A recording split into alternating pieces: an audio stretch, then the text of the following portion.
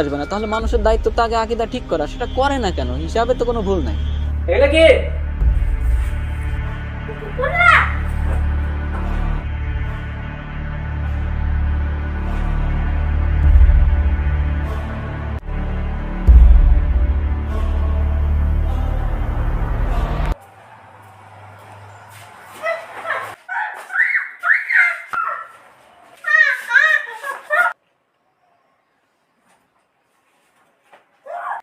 এই, কি? তুই আজকে ফোনে গান শেয়ার করেছিস কেন? কেন সমস্যা কি? সমস্যা কি না? সমস্যা কি? কি? সমস্যা কি না? হ্যাঁ?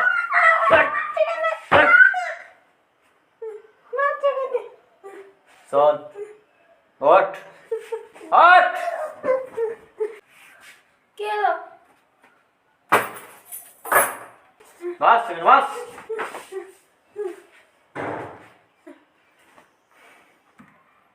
এই যে তোর ফোনে হুম আজকের পর থেকে হুম হুম তুই কোনোদিন গান শেয়ার করবি না, বুঝলি? কেনে? গান শেয়ার করা অনেক বড় পাপ।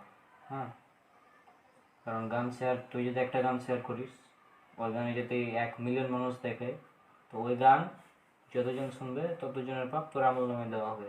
সেই মুসলিমের হাদিস 6697, বুঝলি? তো ফোন ধর, আর জীবনে কোনোদিন গান শেয়ার করবি না, ঠিক আছে? আচ্ছা ঠিক আছে, আর করবো না। ঠিক আছে। আট, আট, আট! বাস, সেকেন্ড বাস, উঠে বাস। গান শেয়ার করিস। শোন, কিছুদিন আগে ওই সেদিন তাহমি দেবো গেছিল। তোর ফোন ভাঙলাম, যেন ফোন করে গেলাম না। তারপর তাহমি দেবো গেল বিকালে, তো তাহমি দেবীকেও গান টান শেয়ার করতো, তোকে বলেছিলাম এই বিষয়ে। আমি যদি একটা গান শেয়ার করি আর সেই গানে যদি 1 মিলিয়ন ভিউ হয়, তাহলে ওই 1 মিলিয়ন মানুষের যে পাপ, সে পাপ আমার আমল নামে দিয়ে দেওয়া হবে। এখন আমরা নিজেদের পাপ নেই, মানে পারি না, টানাহেঁচড়া করতে হচ্ছে, সেখানে যদি 1 মিলিয়ন মানুষের পাপ দেওয়া হয়, তাহলে কি অবস্থা হতে পারে? ভাই অনেক, তো তাহলে কি অবস্থা হবে? তো সেই জন্য আমি বলি যে পাপ তো হবেই, পাপ ছাড়া কেউ থাকতে পারবে না, খুবই মুশকিল। তো আমাদের পাপ থেকে তওবা করতে হবে এবং পাপ শেয়ার করা যাবে না, এটা হচ্ছে মূল কথা। আর গোপনে পাপ হবে না, গোপনে আল্লাহর কাছে ক্ষমা যেতে হবে। এখানে ভুলে বলা যাবে না যে আমি এটা করেছি, এই করেছি, সেই করেছি, হ্যাঁ, এগুলো বলা যাবে না। হ্যাঁ, যে এটা আছে সে মুসলিম হাদিস নম্বর 6697। রাসূল সাল্লাল্লাহু আলাইহি ওয়াসাল্লাম তিনি বলছেন যে তোমাদের মধ্যে যদি কেউ যদি মানে ভালো কাজ করে, কেউ যদি ভালো কাজ করে বা ভালো কাজের দিকে মানুষকে ডাকে, কেউ যদি ভালো কাজের দিকে মানুষকে ডাকে, তাহলে সে তার অনুসারীদের সমপরিমাণ সওয়াব পাবে। আবার কেউ যদি মানুষকে পাপের দিকে ডাকে, খারাপ কাজের দিকে ডাকে, তাহলে সে তার অনুসারীদের সমপরিমাণ পাপের জর্জরিত হবে। এটা শুধু সে মুসলিম না, এটা সে মুসলিম 690, আবু দাউদ 409, এবং এটা আছে জামে তিরমিজি 2674। এবং কি এমনকি সেদিন অঙ্কুর পেয়েছিল। হ্যাঁ, অঙ্কুর আমাকে কল দিয়েছিল সেদিন। হ্যাঁ, তো আমাকে অঙ্কুর কল দিয়েও মানে ও বলছিল যে আমি তো গানটা শেয়ার করি ইত্যাদি। হ্যাঁ, ওকে আমি বিষয়টা বলেছিলাম তখন। যে গান বাজনা ছাড়ার জন্য আমাদের মানে মানে কি বলবো, এর বিকল্প একটা কিছু দরকার, তাই না? তো গানের পরিবর্তে আমরা ইসলামিক নাসিদ, তারপর এগুলো শুনতে পারি, কোরআন তেলাওয়াত, ইসলামিক নাসিদ বা গজল যেগুলো আছে সেগুলো শুনতে পারি। আর এখানে আরেকটি গুরুত্বপূর্ণ বিষয়, সেটা হচ্ছে যে আমি সাজেস্ট করবো এটা, তবে বিশেষভাবে হয়তো নিজে আমরা দু একটা গান শুনেও ফেলতে পারি, বা নাটক সিনেমা ইত্যাদি আমরা দেখতেও পারি, বা প্রচলিত যেগুলো নাটক আছে আর কি। তবে এগুলো দেখলেও শুনলেও অন্তত আমরা এগুলো শেয়ার করবো না, কারণ এটা শেয়ার করা আর বড় পাপ। কিন্তু আমি তো মাঝে মধ্যে ফেসবুক স্টোরি আর পোস্টে গানও শেয়ার করি। হ্যাঁ, হ্যাঁ। তো এই নাটক, গান বাজনা অনেক শেয়ার করে, সেটা আমিও জানি, এই জন্য তোকে বললাম। আর এখানে আরেকটা বিষয় আছে, সেটা হচ্ছে রাসূল সাল্লাল্লাহু আলাইহি ওয়াসাল্লাম তিনি বলেছেন যে যে লোক সঠিক পথের দিকে ডাকে, তার জন্য সে পথ অনুসারীদের প্রতিদানের সমান প্রতিদান রয়েছে, এতে তাদের প্রতিদান হতে সামান্য ঘাটতি হবে না। আর যে লোক বিভ্রান্তির দিকে ডাকে, পাপের দিকে ডাকে, অর্থাৎ পাপের দিকে ডাকে, তার উপর সে রাস্তার অনুসারীদের পাপের অনুরূপ পাপ বর্তাবে, এতে তাদের পাপ রাশি সামান্য হালকা করা হবে না। এটা হচ্ছে মুসলিম হাদিস নাম্বার 6697, এবং আন্তর্জাতিক নাম্বার হবে এটার হচ্ছে 2674, হ্যাঁ, আর জামিয়াত তিরমিজি হাদিস নাম্বার 2674, সুনান আবু দাউদ হাদিস নাম্বার 4609। হ্যাঁ, তো এই বিষয়গুলো আমাদের জানা উচিত। অর্থাৎ এই হাদিসের আলোকে আমরা বুঝতে পারি যে আমি যদি একটা গান ফেসবুকের স্টোরিতে আপলোড দিই, হ্যাঁ, তাহলে ওই স্টোরিতে যদি 100টা ভিউ হয়, তাহলে ওই 100 জন মানুষের যত পাপ, তত পরিমাণ পাপ আমার আমল নামে দেওয়া হবে। অর্থাৎ 100 জনের পাপ আমার আমল নামে দিয়ে দেওয়া হচ্ছে। তাহলে চিন্তা কর কি অবস্থা হবে। আসলে ভয়ঙ্কর ব্যাপার। আসলে এটা ভয়াবহ। আর শুধু তাই না, মৃত্যুর পরেও এই পাপ চলমান থাকবে। অর্থাৎ মরে যাওয়ার পরেও মানে দেখবি যে তোর আমল নামায় এ পাপ যুক্ত হচ্ছে এসব শেয়ার করার জন্য। তখন আফসোস করতে হবে যে কেন এগুলো শেয়ার করেছিলাম। হ্যাঁ, তাহলে কি করব আমি? আমি তো অনেক কিছু শেয়ার করেছি। যেহেতু শেয়ার করে ফেলেছিস, এখন যদি আল্লাহর কাছে ক্ষমা চাস, যতগুলো ডিলিট করা সম্ভব সেগুলো যদি ডিলিট করিস, হ্যাঁ, আর তাহলে ইনশাল্লাহ আল্লাহর কাছে ক্ষমা চাইলে আল্লাহ সব পাপ ক্ষমা করে দিবে। এবং ওয়াদা করতে হবে যে আমি পরবর্তীতে এগুলো পাপ আর করবো না, অর্থাৎ এগুলো শেয়ার করবো না। তাহলে তাই করি। ঠিক আছে, তুমি হয়তো ওখানে ছিলে না, তুমি থাকতে তোমার শুনতে পেতে। তো তাকে বলেছিলাম এরকম যে এই জন্য গান শেয়ার করা যাবে না। কারণ তুমি যদি একটা গান শেয়ার করো, ওই গান যদি 100 জন মানুষ দেখে, 100 জন মানুষ যত পাপ তত পরিমাণ পাপ আমার নামে দিয়ে দেওয়া হবে। ঠিক আছে, অনেকে প্রশ্ন করে যে গান হারাম, এটা প্রমাণ কি? তো সহিহ বুখারী হাদিস নাম্বার 5590, রাসূল সাল্লাল্লাহু আলাইহি ওয়াসাল্লাম তিনি বলছেন যে এক শ্রেণীর লোক, আমার মতো এক শ্রেণীর লোক আসবে যারা বাদ্যযন্ত্র, রেশমি কাপড়, তারপর মাদক, আরো একটা বিষয় আছে, এগুলোকে হালাল মনে করবে। তার মধ্যে গান বাজনা আছে, অর্থাৎ গান বাজনাকে মানুষ হালাল মনে করবে। এখন যদি বলা হয় যে কোনো একটা জিনিসকে হালাল মনে করবে, তার মানে কি ওই জিনিসটা হারাম, তাই না?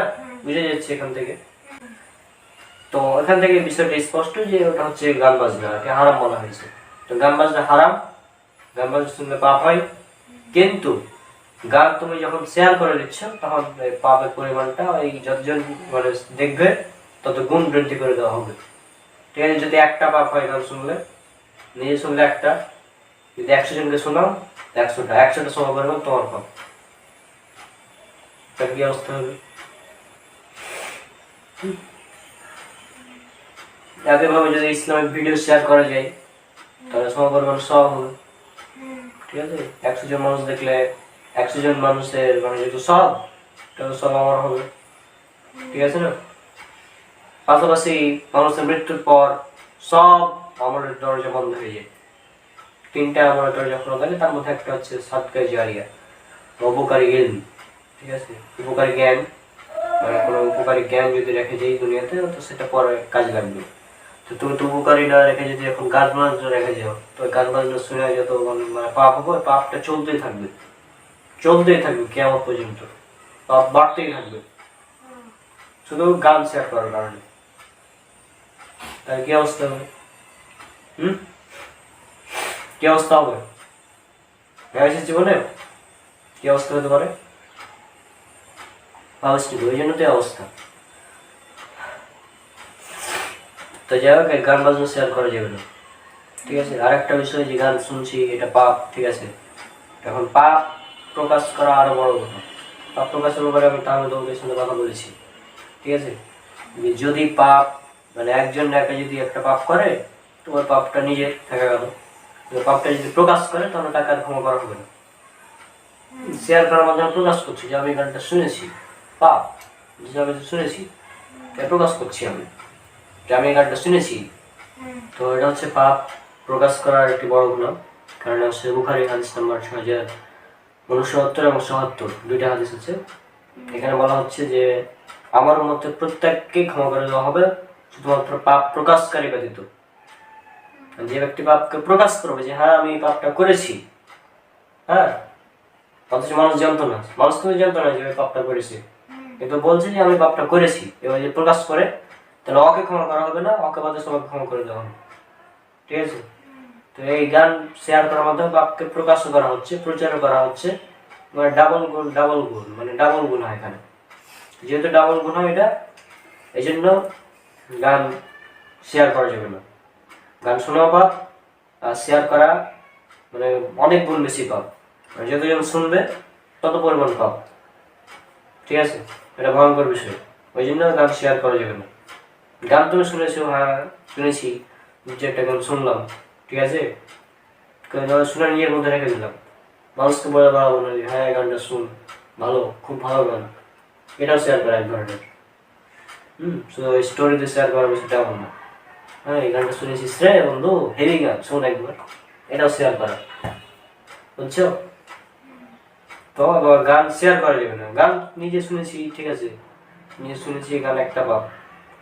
কিন্তু যদি মানুষকে লিয়ে শুনি, মানে বলি শুনো গানটা, তাহলে অনেক বেশি গুণ পাপ। ঠিক আছে, আশা করছি বিষয়টা বুঝছো। আর গান যদি নেক্সট টাইম শেয়ার করতে দেখেছি, তাহলে মোবাইলের হালাত একদম, বুঝছিস?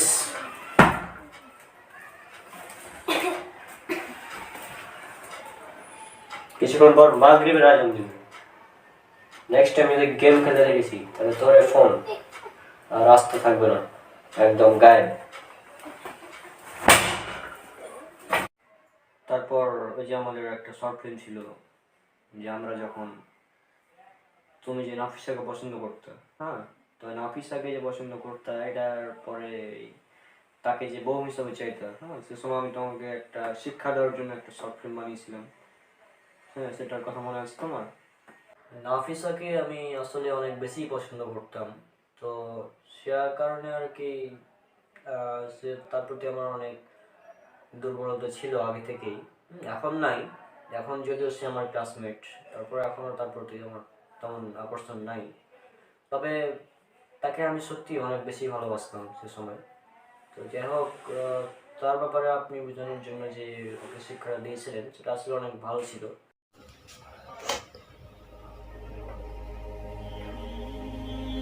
আল্লাহ, আল্লাহ, তুমি তো জানো আমি নাফিসাকে কতটা ভালোবাসি। আল্লাহ তুমি, আল্লাহ তুমি নাফিসাকে আমার জীবন সঙ্গী বানিয়ে। আচ্ছা ভাই, একটু পিছনে তাকাও তো।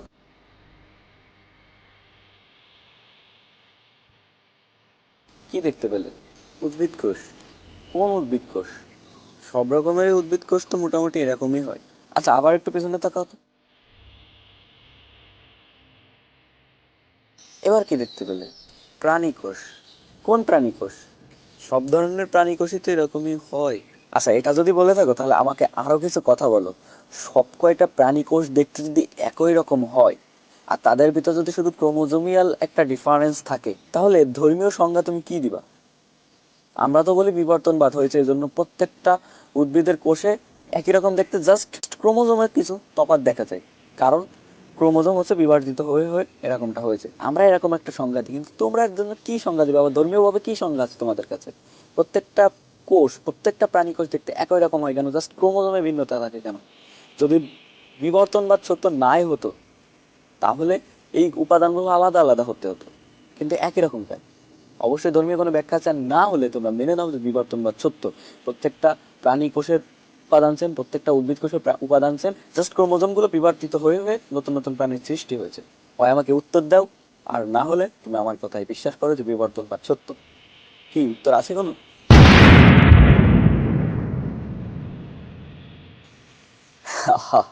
আমি তো জানি তোমার উত্তর থাকবে না। তোমাকে দেওয়ার মতো এক্ষেত্রে আমার একটা উত্তর আছে। সূরা আল আম্বিয়া আয়াত 30, অর্থাৎ 21 নম্বর সূরার 30 নম্বর আয়াতে আল্লাহ সুবহানাহু ওয়া তাআলা বলছেন, যারা কুফরি করে তারা কি ভেবে দেখে না যে আকাশমণ্ডলী ও পৃথিবী মিশেছিল ওতপ্রোতভাবে, অতঃপর আমি উভয়কে পৃথক করে দিলাম এবং প্রাণবান সমস্ত কিছু সৃষ্টি করলাম পানি হতে, তবুও কি তারা বিশ্বাস করবে না? এখানে দেখার বিষয় হচ্ছে প্রাণবান সবকিছু সৃষ্টি করলাম পানি হতে।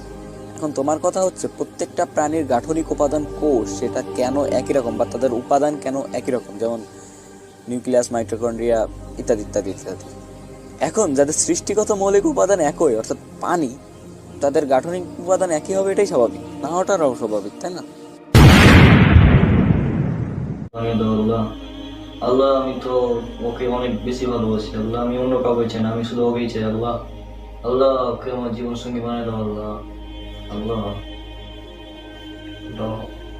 আল্লাহ তুমি ওকে সুস্থ রাখো, ভালো রাখো, এবং ভালো মতো করোনা ভাইরাস থেকে তাকে হেফাজত করো আল্লাহ। আল্লাহ তাকে এবং তার পরিবারকে হেফাজত করো এবং আমাকে এবং আমাদেরকে হেফাজত করো আল্লাহ। আল্লাহ তুমি ওকে আমার জীবন সঙ্গী বানিয়ে দাও আল্লাহ। আল্লাহ।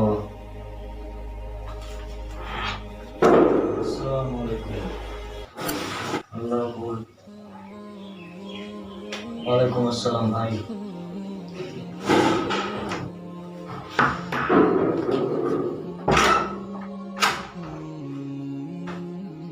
আচ্ছা ভাই, আপনি এটা কি করছেন বলেন তো? কেন ভাই, সমস্যা কি আপনার? না মানে এইভাবে কি কেউ দোয়া করে নাকি? আমি তো দোয়া করছি, কিন্তু সমস্যা আছে কি? না মানে এভাবে কি কেউ দোয়া করে? আরে না, আমি বুঝলাম যে আপনি ওই মেয়েকে ভালোবাসেন, ঠিক আছে, ভালো কথা, কিন্তু এভাবে দোয়া করার তো মানে ঠিক না। কিন্তু ভাই আমি তো মানে আমি তো মানে ওকে ভালোবাসি এবং আল্লাহর কাছে তো চাইছি, আমি তো মানুষের কাছে চাইছি না নাকি? না ভাই, আপনাকে আমি কিভাবে বুঝাই এখন? কিন্তু ভাই সমস্যা কি এখানে? না মানে তো আমি তো দোয়া করছি, আমি ওকে ভালোবাসি, আমি যাইতে পারি ওকে, কোনো সমস্যা আছে? পবিত্র কোরআনে সূরা বাকারা 2 নম্বর সূরা 16 নম্বর আয়াতে দেখুন এখানে কি বলা হচ্ছে। আচ্ছা আপনি জানেন কি এখানে কি বলা হচ্ছে? আচ্ছা আপনি তাহলে দেখিয়ে দিই আপনাকে কি বলা হচ্ছে এখানে।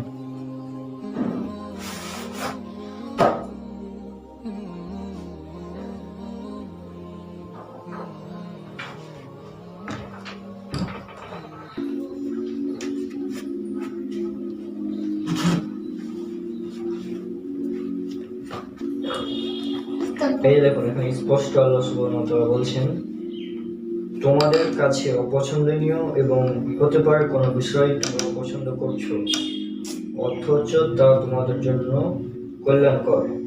আর হতে পারে এমন কিছু তোমরা পছন্দ করছো, অথচ তা তোমাদের জন্য অকল্যাণকর। আর আল্লাহ জানেন, তোমরা জানো না। হ্যাঁ দেখুন, আপনি স্পষ্ট লেখা আছে, দেখুন। কি ভাই দেখি দেন দেন দেন দেখান। দেখি আপনার কথা আমার বিশ্বাস হয় না, এটা লেখা আছে নাকি?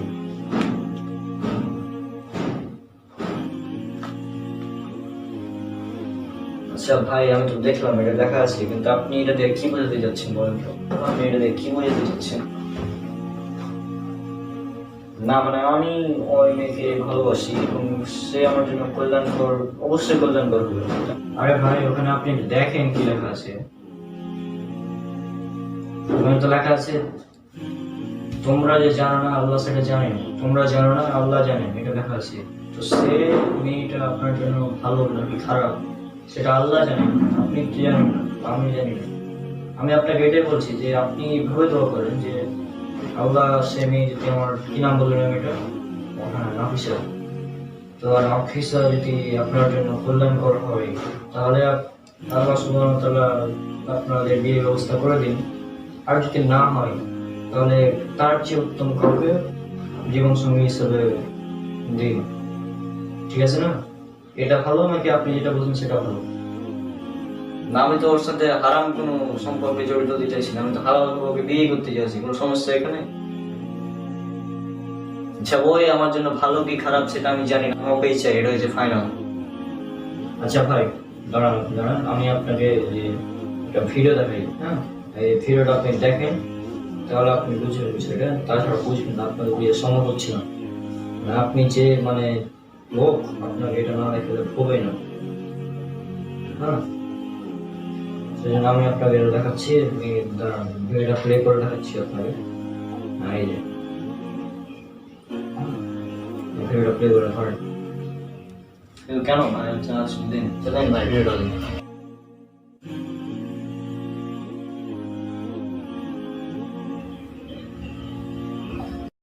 আসসালামু আলাইকুম ওরহমতুল্লাহি ওবরাকাতু। আলহামদুলিল্লাহ ওসসালাতু ওয়াসসালামু আলা রাসূলিল্লাহ ওয়া আলা আলিহি ওয়া আসহাবিহি ওয়া মান ওয়ালা, আম্মা বাদ। সুপ্রিয় দর্শক শ্রোতা ভাই বোন, অনেকেই আমাদের কাছে জানতে চান যে কোনো ছেলে অথবা মেয়ে একে অন্যকে যদি পছন্দ করেন, ভালো লাগে এবং তারা কোনো প্রকার সম্পর্কে জড়ানো ছাড়া শুধুমাত্র আল্লাহর কাছে দোয়া করেন সেই কাঙ্ক্ষিত এবং পছন্দ হওয়া মানুষটিকে পাওয়ার জন্য, তার সঙ্গে বিবাহ যেন আল্লাহ রাব্বুল আলামিন সহজ করে দেন, ব্যবস্থা করে দেন, এরকম দোয়া করা তাদের জন্য জায়েজ আছে কি না?